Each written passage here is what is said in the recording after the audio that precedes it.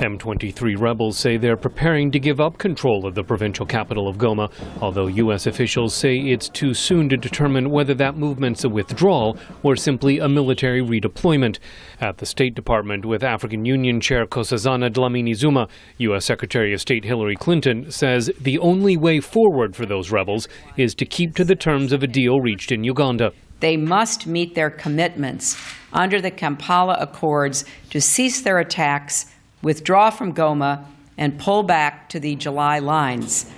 As part of that deal, Congolese President Joseph Kabila, Ugandan President Yoweri Museveni, and Rwandan President Paul Kagame agreed on a neutral force to take charge of rebel areas. That's complicated by the widely held view that Rwanda is the chief supporter of the M23 rebellion, an allegation Rwanda denies. AU Chair Dlamini-Zuma says getting regional leaders to help stop the fighting is more important than assigning blame. They have taken a decision that there must be a neutral force there, and Rwanda was there, it supported that decision, that M23 must move out of Goma. Rwanda was there, it supported the decision. Secretary Clinton says all leaders must block efforts to resupply the rebellion. We have consistently called on all parties, including Rwanda, to play a positive role in helping to bring about a peaceful resolution of this conflict. And that includes ending any and all support for the M23. The United States has been reluctant to accuse Rwanda of backing the rebellion.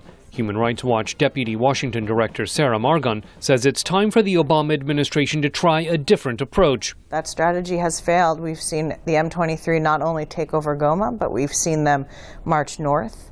We see them continuing to stay put. We see a weakening, potentially weakening President Kabila in Kinshasa. She says calling Rwanda out for supporting M23 will not resolve the crisis in eastern Congo, but it's an important first step. Rwanda does need to be a part of the conversation, but they also need to understand that they can't continue doing what they've been doing. It's simply unacceptable. Fighting in eastern Congo's displaced more than 285,000 people over the last 8 months, creating what Secretary Clinton calls a devastating humanitarian situation, with health workers in Goma killed and abducted.